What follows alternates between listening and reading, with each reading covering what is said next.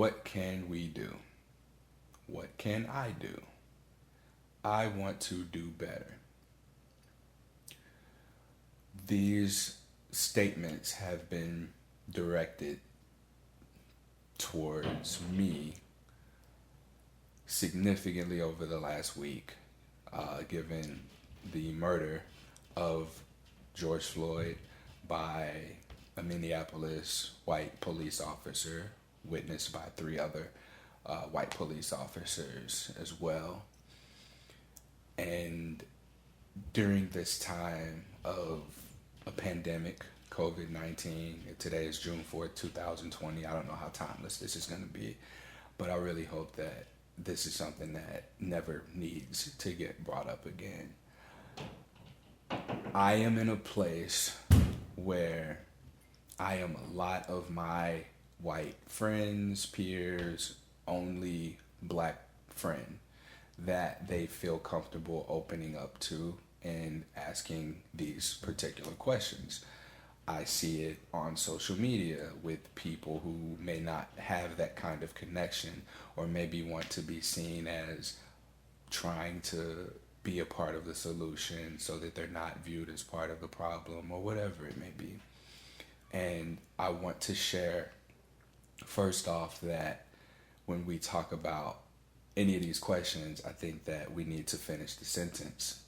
What can I do with my whiteness?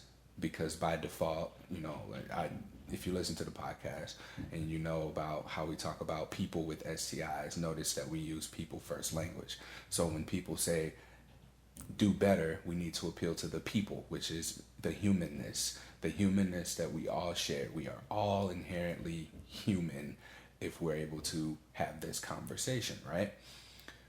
What needs to happen is we have to look at ourselves as that first.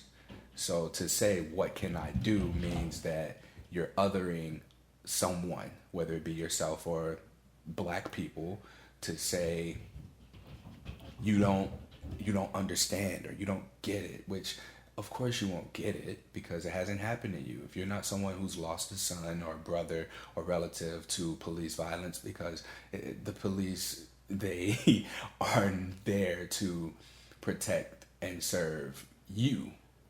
That's what this comes down to. Like, I've not seen, in my experience growing up, the police have never really done anything for me whenever they were called on. Like, they come and they take, they kill, they invoke fear in the spaces that I've been and where I've grown up.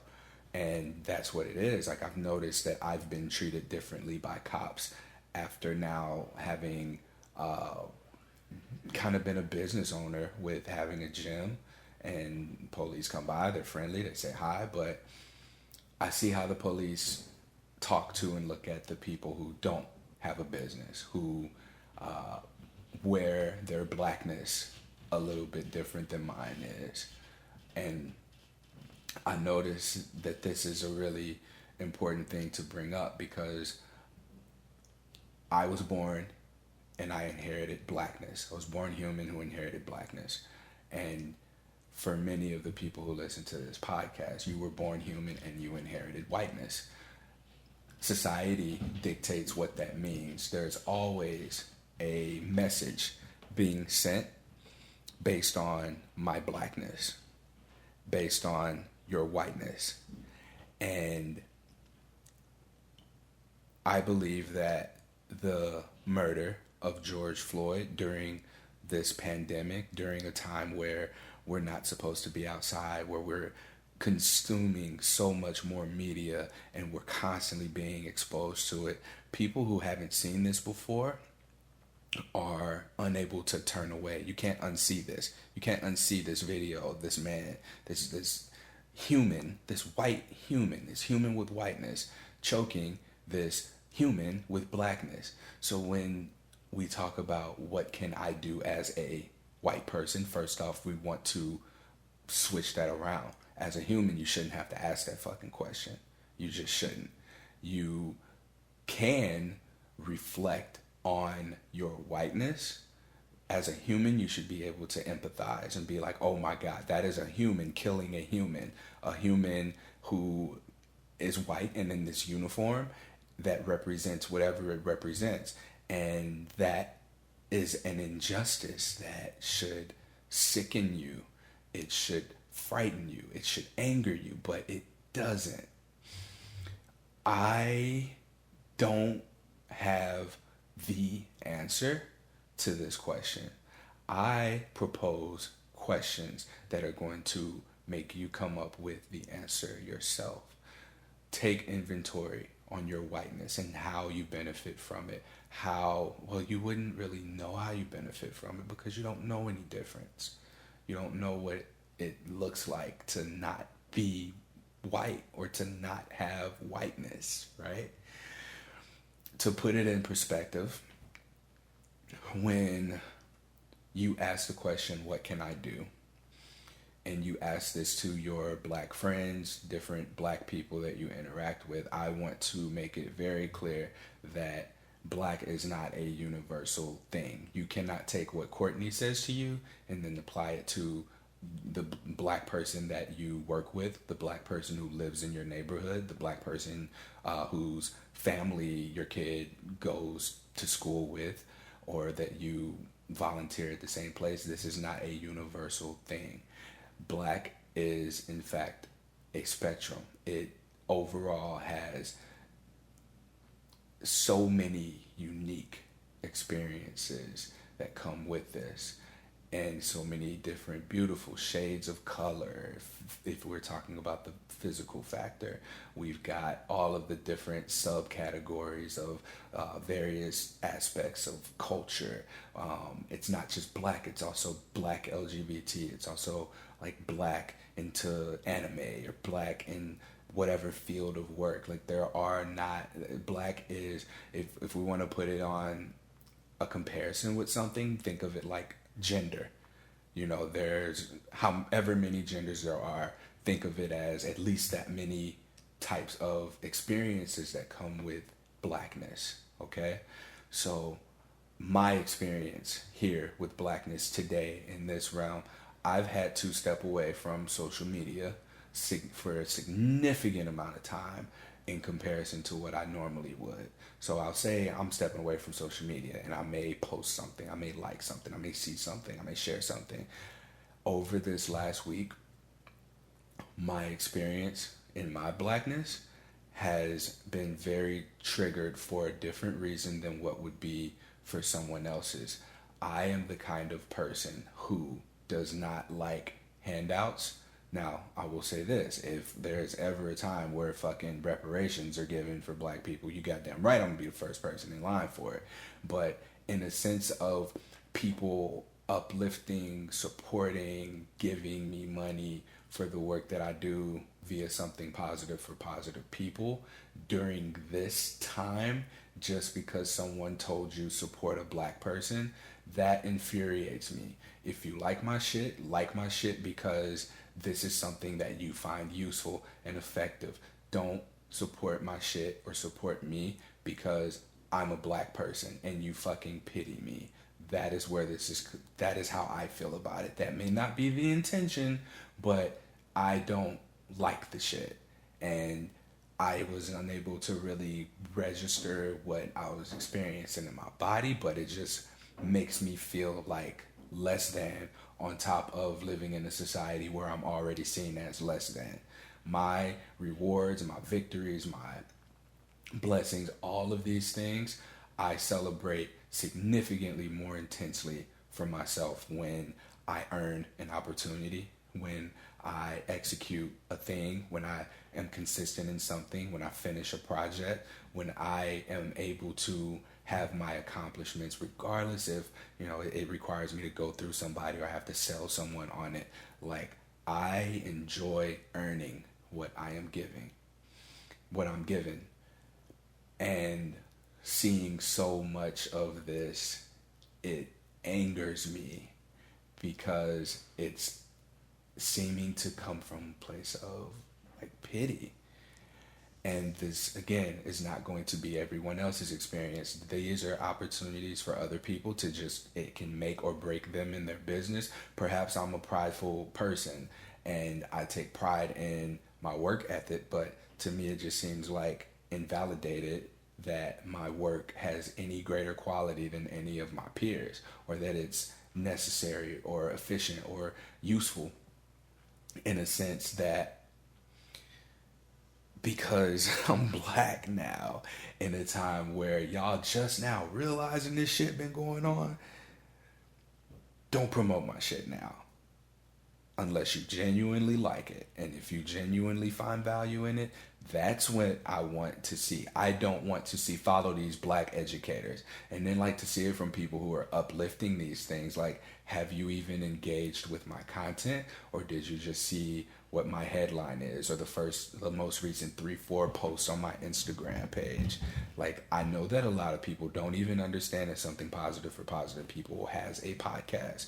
H on My Chest is an Instagram handle where I talk about herpes, and oftentimes I have to tell people, hey, for your questions, you should check out this podcast. And it's been in my headline for I don't know how long, but I still say that. And they're like, oh, you have a podcast? I didn't know you had a podcast.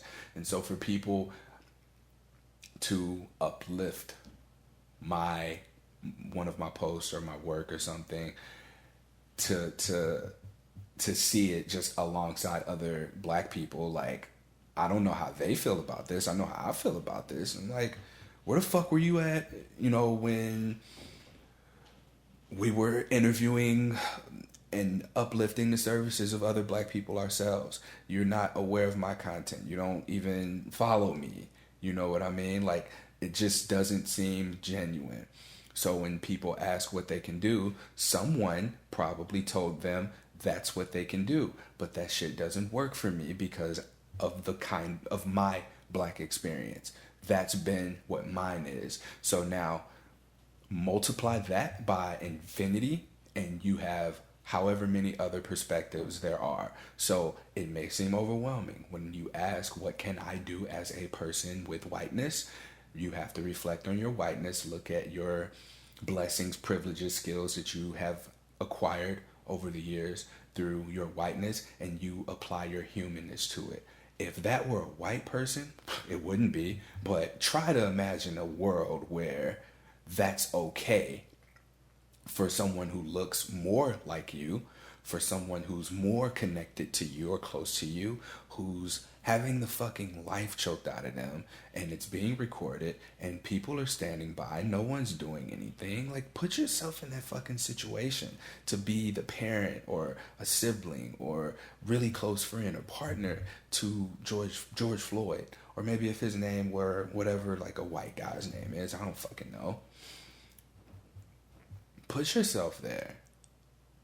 You will use every resource at your disposal to call out these injustices. And what I'm noticing collectively is that we're at a place now where many people, in asking what can be done, what can I do, how can I do better, people are shocked.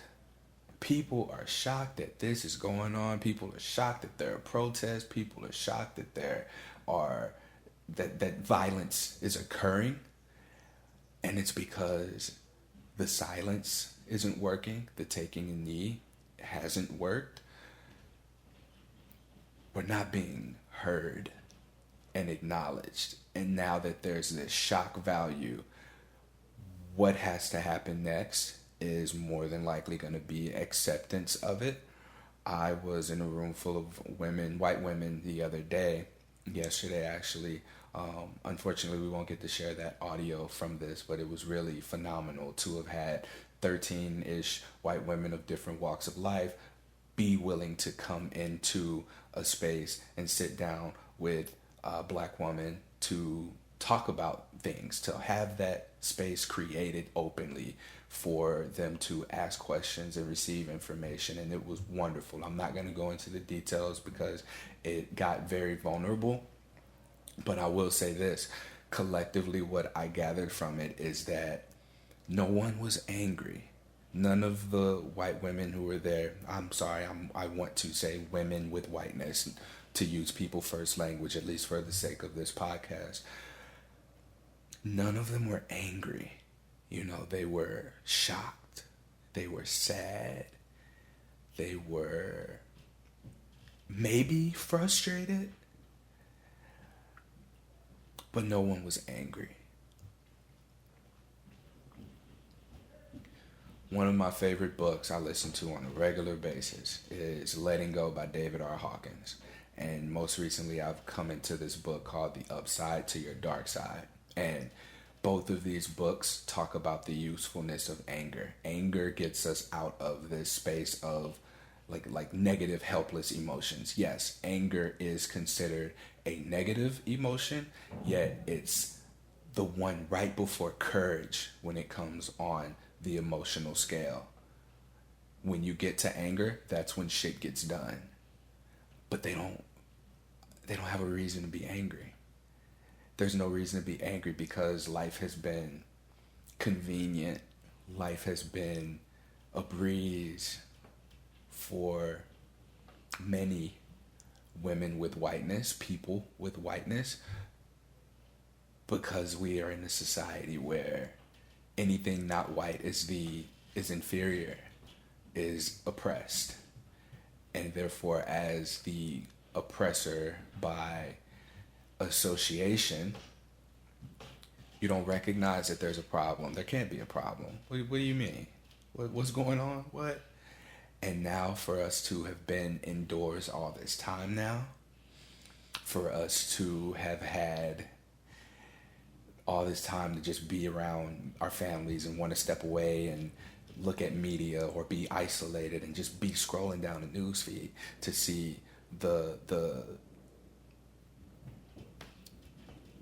triggering shit that we have to share for the sake of hopefully having justice served, having that shit thrown in your face nonstop, it shouldn't make you sad anymore. It shouldn't shock you because this shit's been going on since people with blackness have gotten here.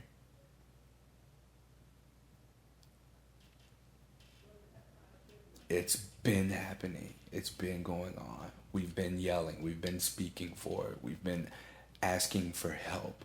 We've done a lot. And now that we're tired, we're exhausted, we're angry. We've been angry for a long time. And I've gotten to a place where it went from being shocked to being sad to being annoyed to frustrated to just fucking enraged. And then it hit a point to where I felt like I was becoming numb to it. Like there is not going to be anything that I can do to change this. And after that numbness came a sense of helplessness. Because it just keeps happening. How often is it going to happen? How often is this cycle going to continue? I am very grateful to the people with whiteness for stepping into the space of wanting to figure out what can be done, what they can do. You can get mad.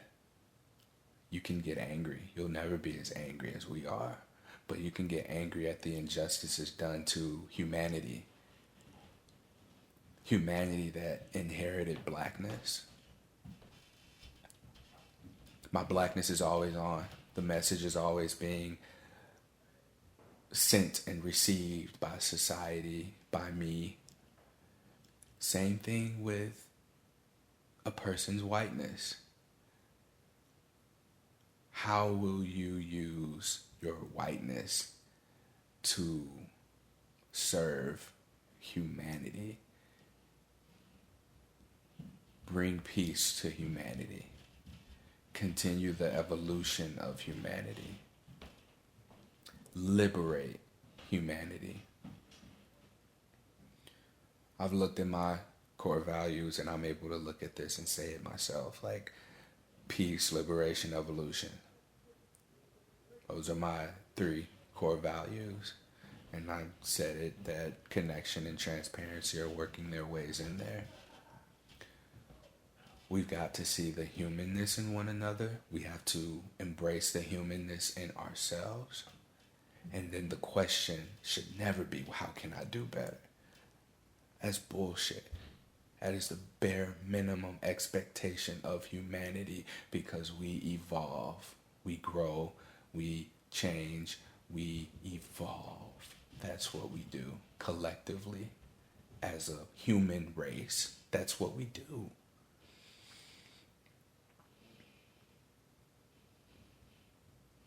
So when you ask yourself now, hopefully, as a human with whiteness, what can I do? Look at what your whiteness means. Look at what your whiteness does for you or doesn't do for you.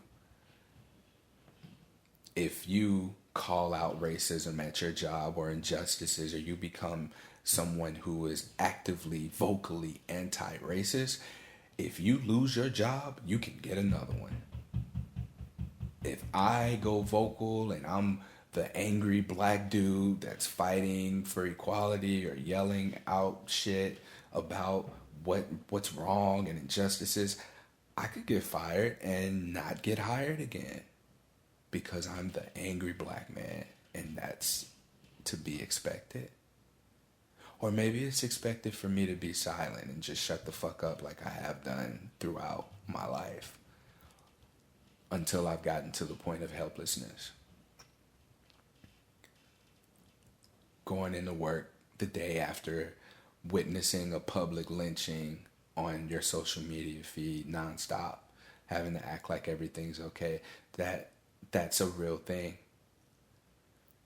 The resilience that has been programmed and passed down from our ancestors for their blackness, for our blackness, and what that looks like for us.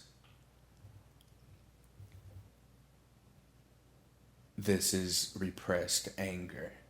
When you see someone sitting on that fucking Zoom call at this point, when you see an employer with their, or employee with their head down, when you see like your coworkers who have whiteness coming into the office all cheerful and I've got donuts, after having the news feed, the social media feeds flooded with a public lynching in 2020 via a white cop choking out a black man, and with all of the other murders that have gone on as well. White men, white women, can't forget about the cop that went into the black man's house and killed him thinking it was her house. When you are able to witness your employer or your coworkers come in with just that cheerfulness, that nonchalantness, like nothing happened, and ask, the normally cheerful, smiley black guy that's in the office, what's wrong with you? How will you use your whiteness and connect with that other person's whiteness who has no fucking idea what that human with blackness is going through? How will you explain to them in a way that they can understand, because they don't understand their humanness over their whiteness, and therefore they cannot connect with the human who has blackness?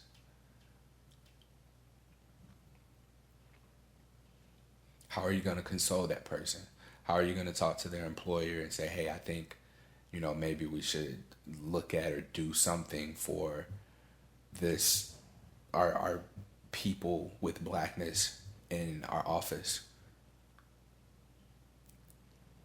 Maybe they shouldn't be here right now. Maybe they need a day off. Maybe we should help connect them to some sort of counseling or therapy for the day, because a traumatic event in relation to humanity, because of the blackness inherited, because of the silence of most people with whiteness, and the indifference there,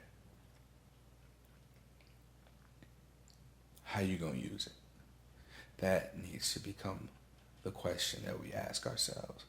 That needs to be the question that you ask yourself. That shouldn't be a question for me. We all have our circle of friends. We have our networks, our people we're connected to, our communities. The people who are immediately around you with blackness, you connect with them on a human level. You don't like them because they're black. You don't hang around them because they're black. You hang around them because they're human.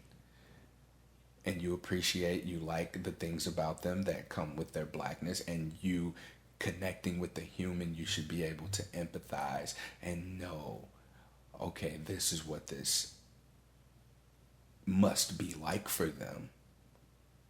And you use your whiteness to ease that burden just a little bit, however that may look.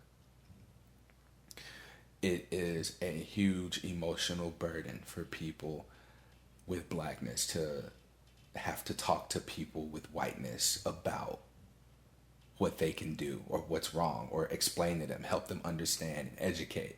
And oftentimes, when you ask more than one person, you're going to get more than one answer. It's going to be read this book. It's going to be Google search this. It's going to be follow this page. It's going to be donate to this cause or donate to that cause. Promote this on your social media handles. Start conversations. And with all of this thrown at you, you can do a little bit of everything and feel so accomplished. You can feel like you just changed the world with your individual effort because you did everything your black friend asked you to do. That ain't how this works. That ain't how this works. And in no way, shape, or form is one answer going to be the end-all, be-all of what is going to... First off, it's not going to bring anyone back. Whatever action taken, be better, that's perpetual. Again, basic standard for humanity is to do better. Nature literally forces us to do better. So you got to do different. What are you going to do different? Now that you're shocked, now that you're crying and you feel for us and you're sad, now that you're there and in that place, what are you going to do different? Are you going to inconvenience yourself? I've been inconvenienced. George Floyd was inconvenienced. The protesters are inconvenienced. The right people aren't being inconvenienced. That's what this comes down to. It's a matter of maintaining the status quo as is, out of convenience and comfort. Inconvenience yourself by having that challenging conversation with your other humans who have whiteness. Collectively, y'all know y'all have tools, y'all have connections, you have skills, you have resources that people with blackness don't have access to. How can you use them to bridge a gap, to potentially amplify the usefulness of the resources that we have?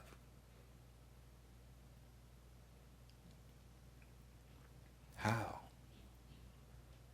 Ask each other that. Ask each other what y'all can do with y'all's whiteness.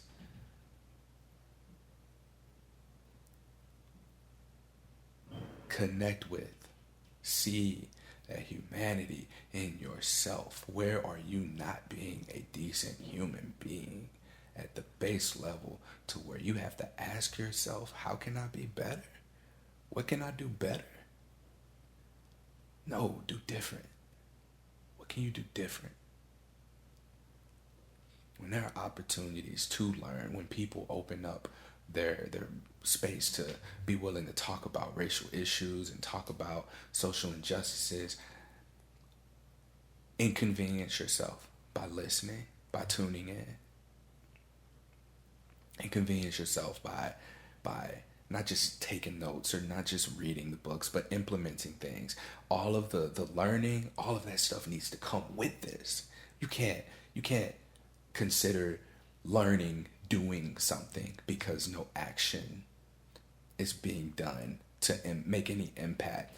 This immediate, this what we're in right now requires immediate action. How long would it take you to finish that book? How consistent will you be in your donations to different organizations? How consistent will you be in having these conversations? How consistent will you be in posting a black fucking square on your Instagram page in solidarity for one day for something that's been happening for, can we say, centuries?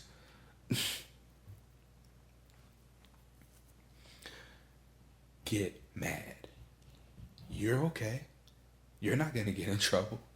You're not the angry, you're not going to be seen as the angry black man. No, that will never happen.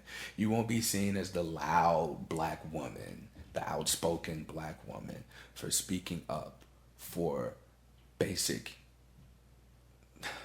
for the standard of humanity. And again, my experience is unique to anyone else's experience. I don't want the fucking social media handouts. I don't want the follow this page. If you don't mean that, if you're not a supporter, if you're not a friend, if you're not a podcast listener, if you haven't consumed the content, if you haven't gotten anything out of this, don't do that, because it angers me. It makes me feel less than in a world that already puts me down and makes me feel less than. I am inconvenienced. You can be a little bit inconvenienced. You can break your routine. You can dedicate something that you can do consistently, not just once a month when another black man or black person gets murdered, goes missing, black trans person, a black woman, a black man, a black someone, a human with blackness, when some injustice happens to them. Y'all gotta fucking hold each other accountable. Y'all need to be outraged at these fucking cops. Y'all gotta get angry. Get angry. That's what you can do. Inconvenience yourself. Get angry. I've been angry. I've dealt with the consequences of being angry. I've dealt with the consequences of repressing my anger. I used to get whoopings for being mad, for being emotional, for sharing my emotions. I used to get whoopings for that shit. You know why? Because at any given point, if I am not logically thinking in things that are happening, if I get too emotional in the streets, outside, playing with my friends, my teenage self doing something reckless because it looked like it's fun, or if I get angry at someone and I don't have an outlet for it and I just let that shit out, at any given point, I could be murdered by a cop. I could lose my life. So while a 17-year-old boy with whiteness can, I don't even know how old he was, what the Brock dude can rape an unconscious woman at a university, be sentenced to 6 months in jail and get out 3 months early on good behavior because you don't want to mess his life up. I, for stealing a candy bar at a gas station, a 60 whatever cent candy bar, could be murdered by a cop because I look older than I am. Oh, I look like an adult, or I look more threatening because of my blackness making me darker and seemingly more rough and tough, I guess. I don't fucking know. But my parents had to be that way with me. My grandparents had to do that for me. And here I am now telling other people, you need to get emotional.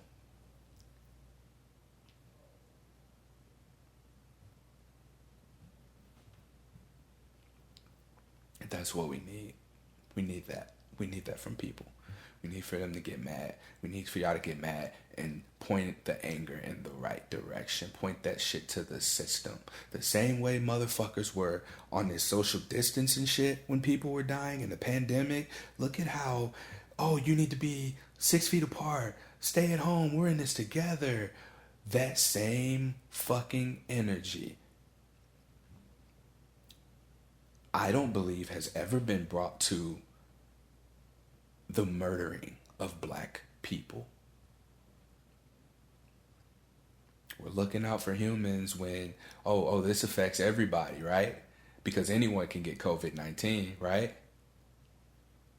Oh, but not anyone can get murdered by a cop or murdered by a white man and the murderer get away with it. No, that's not nearly as important. We don't all need to get on board with that, right? No. And for the people who are standing by cops and siding with the police in this instance here, or any instance in these cases where a cop murders a fucking unarmed black boy in cases, man, obviously recently, person, black, a person living with blackness, for the sake of putting this in terms that can be more understanding, because when I say black, I'm sure people probably cringe a little bit at that. So when we talk about this in the terms of looking at it like humanity, we are all human. You have your whiteness, I have my blackness. And when I talk about my blackness, someone who has their own experience with blackness has way more understanding and empathy than a person with whiteness does. And why is that? If we're people, right? If we're humans, right? We got to do different. I challenge you to look at your humanness. You could even draw a fucking T-graph on a sheet of paper, and on one side write white, other side write black. What are the similarities? You will find that there are significantly more similarities in your blackness and in blackness and whiteness through humanity than you will in the whiteness and blackness inherited skin color and experience and societal interpretation of what that means when you look at it on paper. In all honesty, you could just write out, what it means to have whiteness for yourself, or what you're now seeing for people who have blackness, what we're going through. And then just write the opposite on the other side, underneath what you have. And you'll be able to see, oh, okay, well, I have these luxuries. I can get angry. I can get emotional at work. But they can't. You can't.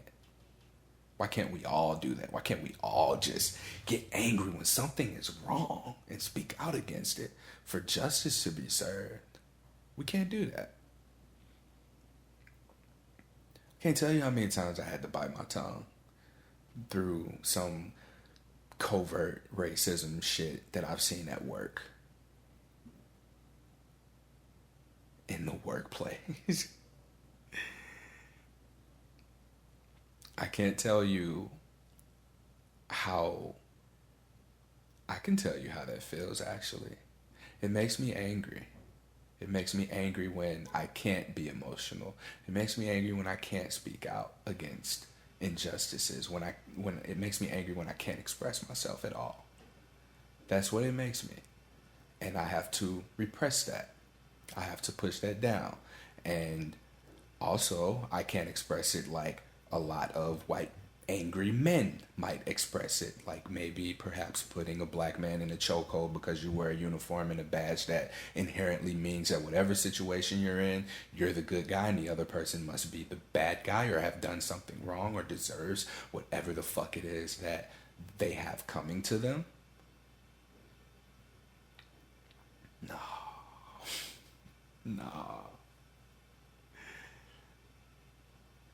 It's not safe.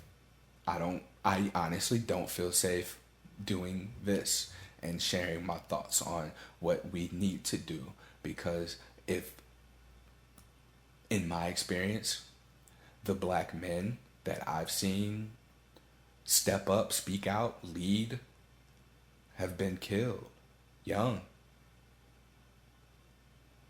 Young.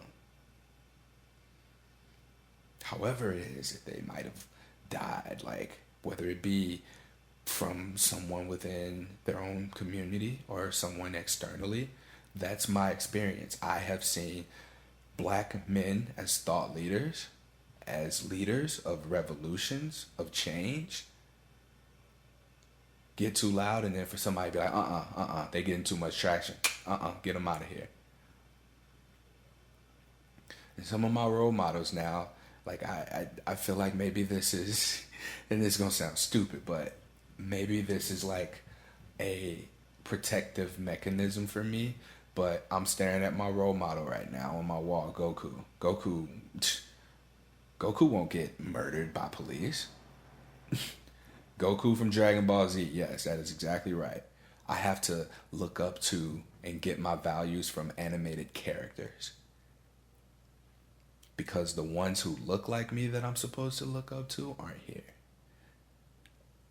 And these animes are eternal. You can even add to their lives by making more seasons. We don't have that. I cling on to what's not real for hope. I cling to what's not real because there's more reality in it, more hopefulness, more connectedness in it than this fucked up ass world that we live in.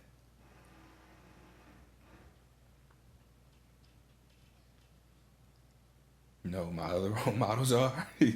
They're also animated characters. Iron Man, well, fuck, they just killed him, so that negates everything that I just said. So, it's hard. It's hard. It's hard for me to speak out. It's hard for me to want to fearlessly lead and say what I believe can happen to create change. But it seems like now we're at a point where people are paying more attention. People are listening. I feel that around everything that I've done through learning about myself and doing my own self-reflection on what it means to be a human, I feel like that gave me my voice. Creating something positive for positive people and fostering the community of amazing fucking people, all y'all amazing, that are in this community. It's given me a support system that makes me feel powerful. I get chills when I say that. Powerful enough to speak out from the heart, and say what I wouldn't have normally said. I have volume now. Volume that wasn't there as just Courtney. Just Courtney had a voice. Courtney didn't have volume to it. Something positive for positive people gives me volume. Y'all supporting me, you give me more volume. You turn the volume up for something positive for positive people so that this can be heard. And I appreciate that, because it gives me the confidence to do and say what needs to be said, and for me to hold myself accountable, because ain't nobody else gonna do it.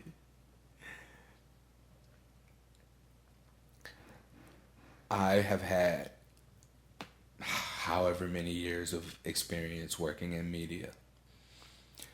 I have gained more than anything the experience of recognizing patterns.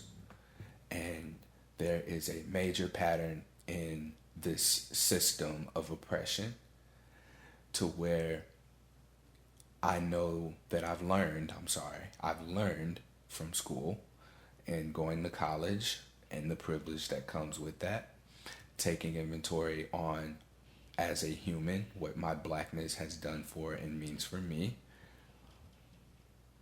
I think that it made me identify danger and actual threats at more of an intense level, and then patterns of those threats and dangers. And in media is supposed to reflect the truth. Media is supposed to reflect what's happening in society. And I'm noticing that isn't always the case. Media also has this shadow side and power to manipulate what is being shown so that it completely shifts the narrative, telling people what to think, how to think.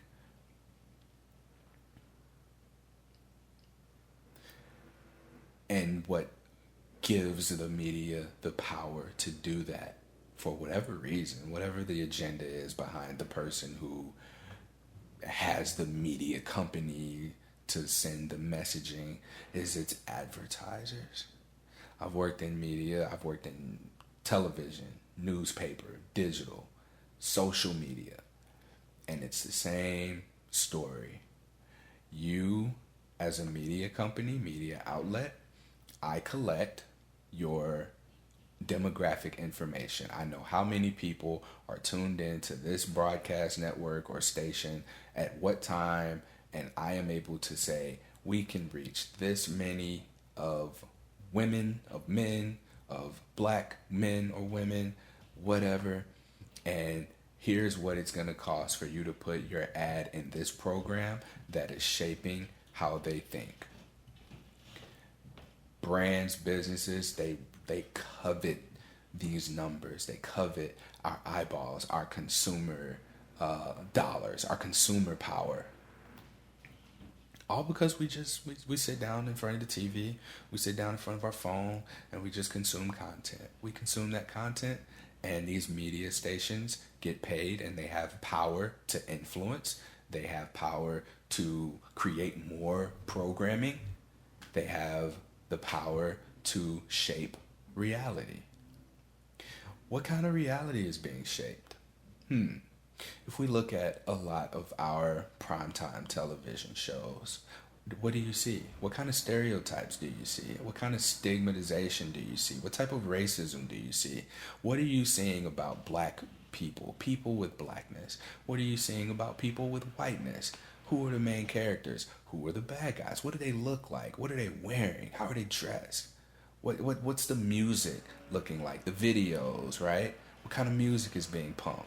What advertisers, what personalities on the radio what are they saying? What kind of messaging are they putting out there to shape this reality that we live in, right? So, for perspective, if I have programming that, let's say, it shits on black people, or let's say that it's super violent and it doesn't portray black people, black men, let's say that, black men in their household with their families, or it portrays them in prison and the mom's at home with several children and living off of government assistance, or let's say that it's one of these fucking housewives shows or something like that. I don't know. What messaging is being sent to the world? This is how you act. This is how this group of people acts. And without the explanation that I just gave on blackness being on a spectrum and having unique perspectives in the experience of what it means to have blackness, without those, you'd probably think that whatever it is that you're consuming, this can be applied universally to what it means to be black and how you can see and talk to black people and what you think that black people want to be talked to like, or what they want to dress like. And that's where this shit comes from. Oh, well, I just assumed that you like the fried chicken because you seen somebody on fucking Basketball Wives say, ooh, I love fried chicken. You know black people love fried chicken. Probably seeing that shit and you go to work and that's what you do. That's the power these media companies have to perpetuate and uphold the status quo. They can also invoke this racism shit in people. Just by putting programming out there. And we consume it.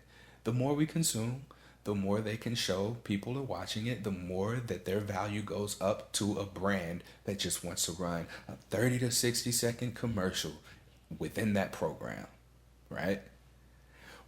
What happens if, say, sports goes away and now it becomes a lot harder to reach the black man, the man with blackness, who is an avid sports fan and watches his favorite sports team, no matter what, who gathers on whatever night of the week that their team plays, and they buy snacks and host parties, maybe barbecue, buy drinks. What happens to that man that's now not able to watch sports? What's he doing?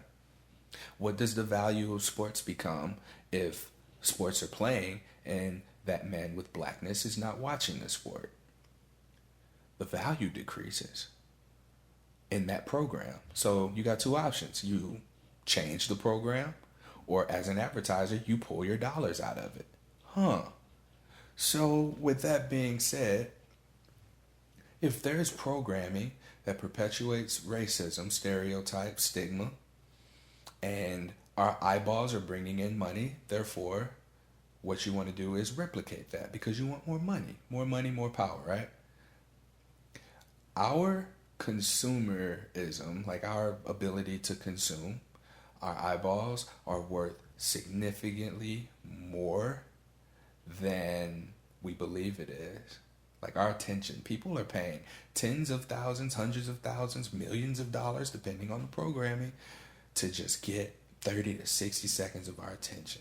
If we were to take if we were to just reduce, I'm not even going to say boycott media or boycott certain programming. If we were to just collectively, as humans, not choose not to subscribe to this kind of programming that is perpetuating the status quo of racism, white supremacy, and portraying people with blackness in these stereotypes of basically programming our youth to see, oh, okay, here are what your options are. You're going to play sports. You're going to be a musician. You're going to be an actor. That's it. I want to see more politicians. I love This Is Us because they do such a great job of, I love Grey's Anatomy. I love the Chicago shows.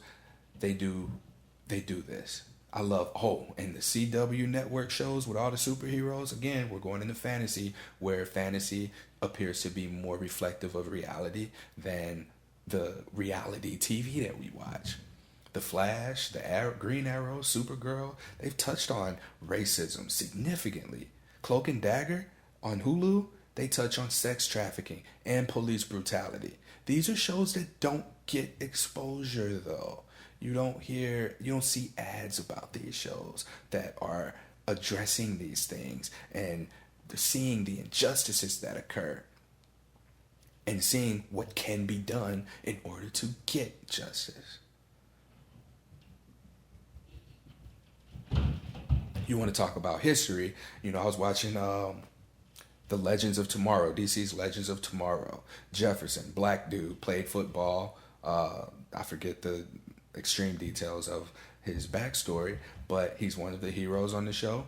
And you know what DC Legends of Tomorrow do? They go through time. And you know where they ended up in time? They ended up in the fucking past.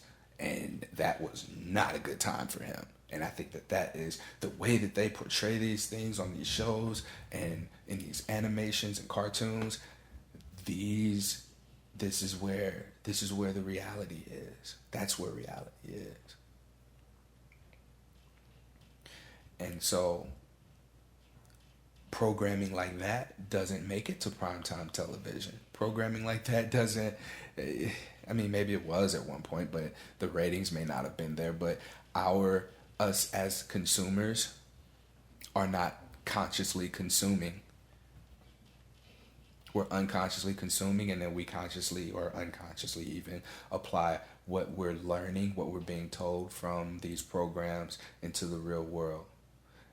The media is not reflecting reality. The mainstream, let's say, media is not reflecting reality. And the brands that put the money there, they're putting the money there because our eyeballs are there. So they're following our eyeballs and they're just meeting us at the media point. So we move our eyeballs to, let's say we create our own media outlets, or we support more media outlets that reflect reality, that support us in our communities. That's where these businesses have to go. What happens to these media companies? They're not gonna just lose that money. They're gonna have to do something different. And that's what we need to do. We need to do different. The brands are gonna do different because they have shit to sell. We wanna buy shit, right? But when we claim our power and we are collectively able to minimize our media exposure to these stigmatizing racist shows and shit, our attention goes somewhere else. Where does it go? I don't know. I don't care. But it shouldn't go to these shitty media outlets and give them more power, more influence, more money. Hannah Brown from one of these Bachelor seasons just said a song. She was rapping a song on an Instagram Live and said nigga in the song. Bachelor Nation, I guess, I don't know, but had now at this point been exposed to something they probably had no fucking idea that they would be exposed to. But you know what? People backed this woman and were like, it's just a song. She can say it. It's I imagine that that's how they sound. I'm sorry if that's not how they sound. But I was listening to a podcast where I think it was something Taylor. I don't know. But I wanted to just kind of see what their thoughts were. What thoughts were on this, because that's a popular primetime TV show, and this is a personality at this point, and people are supporting her, and it's like, why do you want to say that? Why'd you want to say it? What made you feel compelled to say nigga in the song? And some of the responses were just absolutely ridiculous. It was ridiculous, and that's a really good example of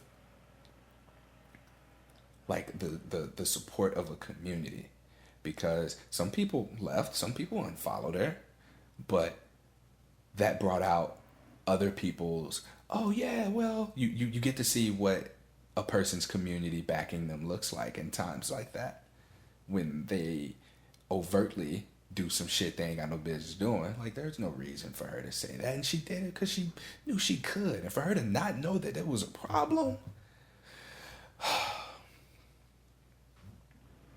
But this is an example of whiteness in use. Her whiteness made her feel that she was entitled to say whatever she wants because freedom of speech. You can say whatever the fuck you want. I don't care what you say. But understand that there are consequences for saying certain things. Consequences in different social groups, communities, direct people around you, whatever. Say whatever you want. Free speech. But understand that there are consequences. Now back to the consumer part of this.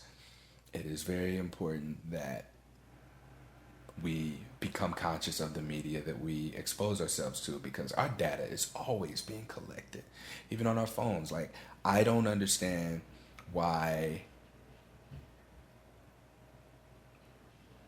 we don't see our power. And maybe, it's because we haven't all worked in media. I've seen these big ass orders processed. I've looked at orders and been like, they want to spend $30,000 on one commercial or one program. What? This doesn't make sense.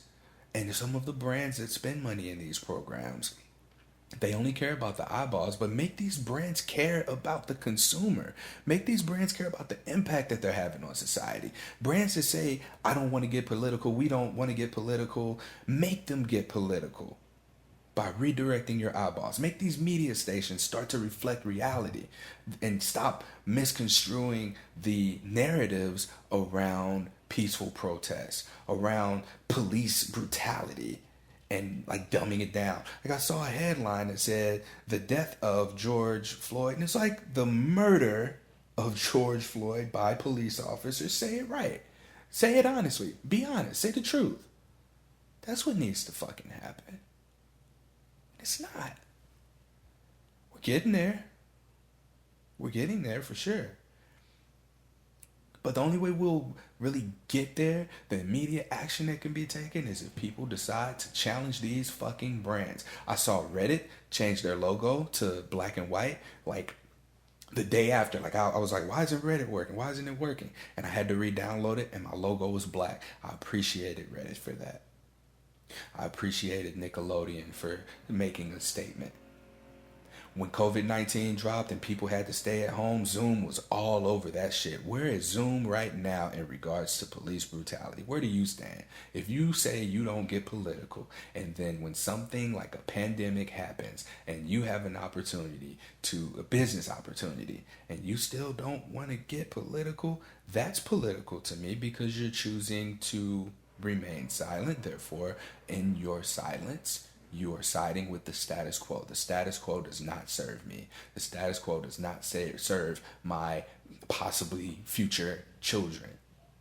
And it's sad because, like, I feel like in this world, like, with where we're at right now, if there isn't an immediate change or an immediate action, like, we're fucking becoming an endangered species. Like, I feel like the most precious gift that I would be able to give my children, to hopefully get them to adulthood and not have a target on their back or not have the same experiences that I've had as a black man, is to give them lighter skin. How fucked up is that? Like, I have a potentially subconscious programming in my head that says, okay, well, if we're looking at the patterns of survival and what we need to do in order to pass down our seed, we're going to have to give our kids lighter skin. My dark skin is fucking beautiful. I don't bruise. I can get cuts on me and take a shower and that shit like burn, but you won't see the marks. I can have an affair and have hickeys and shit. No one will see it. I can get into a fight and get my ass whooped and you won't know I had a black eye. This shit is wonderful. I do still sunburn, so don't let nobody tell you, because I thought that couldn't happen, but it does. I've gotten sunburned before. But that's where we've got to be able to collectively, communally get on the same page with this shit. Media consumption is directly driven by businesses, and businesses are not taking a stand. Businesses need to get political, because that's where the money is. Where the money is where the power is. And the power and the money are going to the media, and the media are controlling the narrative, and we are feeding the narrative to the media by allowing them to feed us this bullshit. We got plenty of other programs. Where's YouTube stand? Where's Hulu stand? Where's Netflix stand? What about Facebook? I'm seeing things on, and whenever I do impulsively open up my social media pages, I saw something that was like, Facebook employees are, feeling awkward about the silence from Facebook. Yes, that's what we need. Put that social pressure on these media outlets, put it on these brands, because when our attention goes away from these media platforms, they got to do something different. And in addition to that, the brands are going to have to reallocate their dollars. They're going to have to earn our money. So if you call yourself supporting the humans with blackness in your atmosphere, in your communities, in your workplace, there's something we can do. How about we organize times to where we minimize, not eliminate, because I understand how unrealistic that is, our media exposure. Take inventory on the necessities in your life and look where you're spending your money, where you're spending your attention. I have my Ameren electric bill, my Spire gas bill, my Spectrum internet bill, and my car payments, like the bills that I have on a monthly basis. These are fixed things. I mean, I would love to be able to be like, what are y'all saying on racism? Oh, indifferent? I'm not giving you money anymore. That's not realistic. I understand people may only communicate with others through WhatsApp, through Facebook, through Instagram, and I'm not asking you to stop doing that. I am saying to consider a media boycott, business boycott online. Why the fuck has Amazon not paid taxes? There's all this stuff about Jeff Bezos, or whatever the fuck his name is, being an asshole in the media. or in articles, or people like saying that, why do we keep using Amazon? We don't have to fucking order books or boots and shit like that online. Things are opening back up. Amazon isn't the only business that's out there. I unfortunately have Audible, an Amazon company. So perhaps it's time for me to cut that shit too. I would love to see us get on board with, you know, getting changes made by directly impacting these dollars. Dollars from the businesses need to be allocated to these bail funds, to these different organizations that are fighting for black people, people with blackness, whichever. I'm going to just say them interchangeably at this point. But I want you to see the human first. See the human, and then understand that we have an acquired blackness. You have an acquired whiteness. That's how we begin.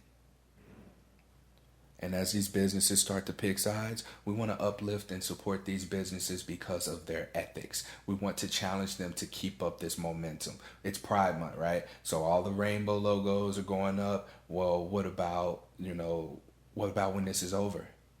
Are you always going to be queer friendly, or just when it's convenient? You're going to ride the wave. Are you always going to be standing up for black lives in the face of police brutality? You got to be consistent. Whatever you choose to do, be consistent with it. I am minimizing my social media exposure to weekends. I have a business account that needs to run on a regular basis, but I will figure out a way to make that work and let people know, hey, you got to contact me this way. But I'm minimizing my use of media exposure.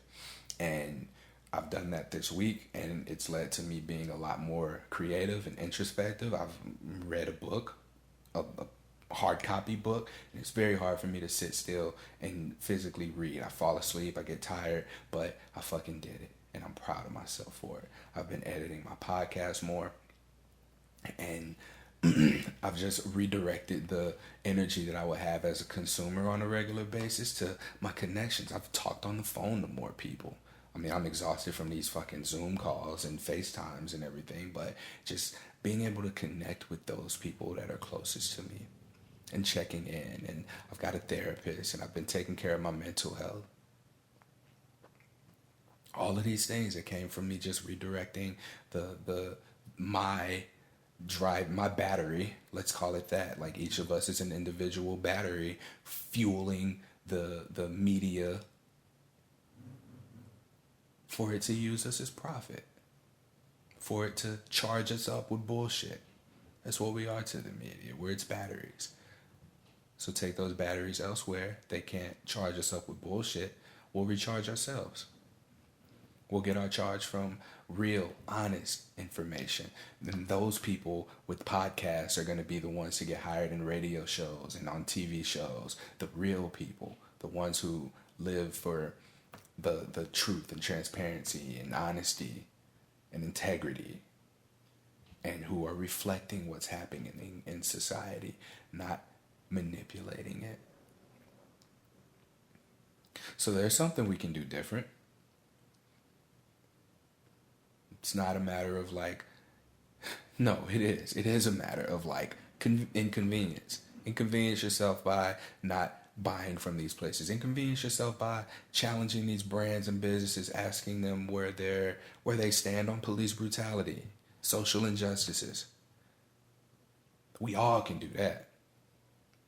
And I just want to just close out this whole thing with, I understand who my audience is.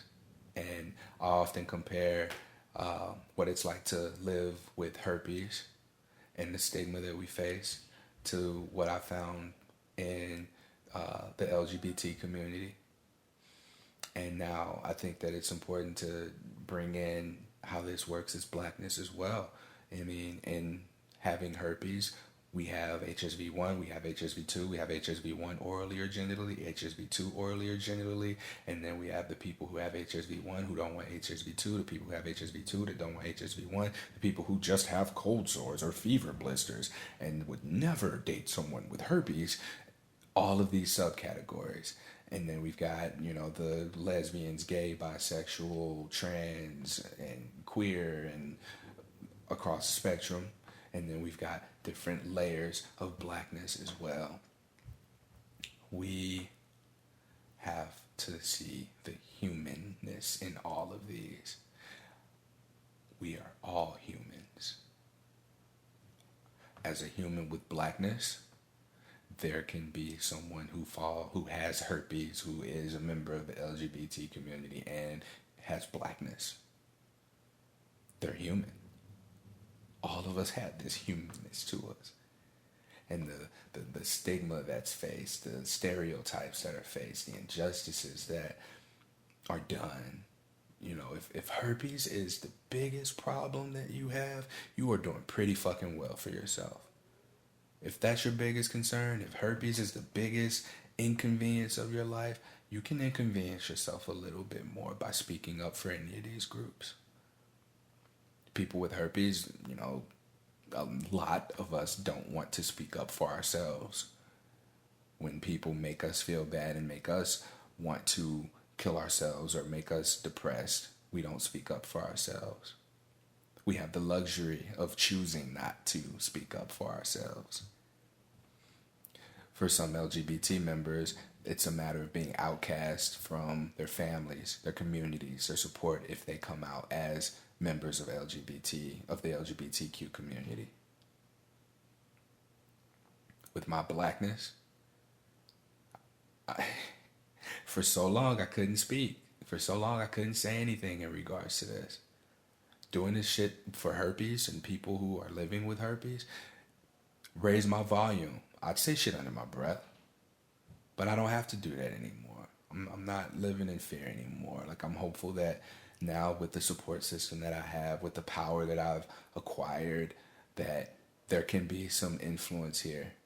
There can be I can tap into my leadership. I still have flashbacks from a football game. It was us in Southeast Missouri State. I'm on the field, my redshirt junior year. I'm out there with my boys, and we are tired as fuck. It's the end of the game. We're playing Jacksonville State, and we're tired. And it's like 4th down and long, and we are exhausted. Something says, Courtney, call timeout. I'm not the captain. That's not my responsibility. I'm not going to call a timeout. We line up, and this is the longest fucking play of my life. Second longest, because there was a reverse that made it on ESPN that I missed the tackle for. Yes, I remember this shit very vividly. This motherfucker throws a touchdown pass, and we lose the game. Granted, we still won our championship, but I will never get over thinking, what would have happened if I called timeout? Worst case scenario, I'd have got chewed the fuck out and taken off the field for calling timeout because I was tired. And I read the fucking field. We were all tired. Second worst scenario, they still threw a touchdown pass. But there are infinite possibilities that would have come from me just speaking up and calling the fucking timeout. Infinite. More of them would have gone in my favor. Ideally, I'd have called timeout. I'd have stayed on the field. I'd have made the play, maybe a fumble, picked it up, scoop, score, touchdown. All me. That's perfect case scenario. There are so many things that fall more so on the side of positive had I trusted myself than negative. I am not withholding my timeouts anymore. So, as followers of something positive for positive people, as people who just like Courtney, I know that my audience is primarily sex educators, primarily not all the way straight women, and so my answer to you when we say, what can we do? When we say, how can I use my whiteness to help? First off, you can help me by not uplifting me. So just remove me from that shit. There are people who would love that support. You know, possibly, maybe ask them and offer your intention. I would love to, like one of my good friends shared my podcast with her audience in a time where it's like, okay, well, we do want to support these resources and businesses, but she knows what I do. She knows this. It's not some stranger. Like, fucking weirds me out that, you know, people just all of a sudden start sharing my shit. Like, I would love the eyeballs, but I want it to be for the right reason. Share it because it's useful. Share it because you agree with it, you like it, and because you have benefited from it. That's what I want. I've been asking for reviews for fucking 3 years. I got 44, 45 reviews now and on the podcast, and it's like, I don't know, at one point there were 22,000 subscribers to the podcast. So to have 44 or 45 reviews is not very reflective of that. I don't want my shit to spike because a black man was murdered by a cop. And it's just, it's triggering for me. It's for various reasons, and maybe I don't have the language for it, but it does make me angry, again, because I'm seen as an inferior, and now this just compounds it. I don't want your sympathy. I want your action. That's what I want. Challenge the other humans with whiteness to use their whiteness. That's what I want. I want for us to be able to limit our social media consumption, minimize it. Demand that these brands tell us where they stand. And understand that this is me talking as one person with the experience, one human with the experience of being black. Connect with me on that and understand that this isn't going to be an end-all be-all for all black people.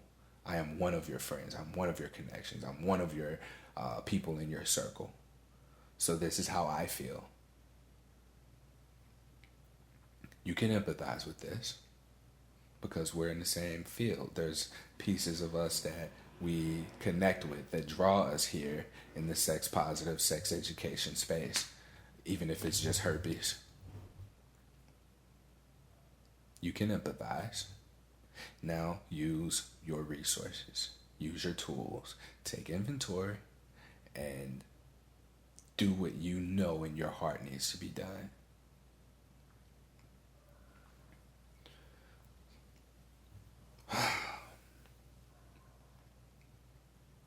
My therapist told me that it was when I vented to him. I told him, hey, I'm angry, and I feel like I shouldn't be angry for the reason that I'm angry. And he told me for the first time in our 5-6 sessions and ongoing communication that I wasn't being, he calls it the robot, but mechanical. Because I didn't have language. I have language for everything. I always use my words. I do a very good job of that. This was just raw emotion. This is me venting. This has been fucking bothering me since last Friday. I had a very pleasant weekend and had a very healthy distraction for myself, but I wasn't able to all the way be there the entire time until I got something out on paper, and then I just took a break from social media so that I could process. But y'all, get angry. Inconvenience yourself. This is my anger. This is anger in action. I'm tired of being helpless. I'm tired of feeling numb. I'm tired of hiding and repressing my anger. This is it. So if y'all gonna do something, do something. But you gotta get angry.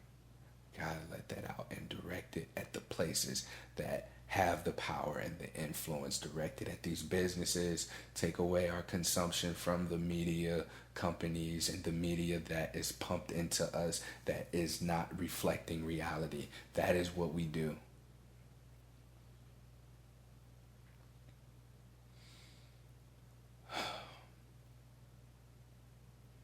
I love y'all, but I love me more, and I had to do this for me.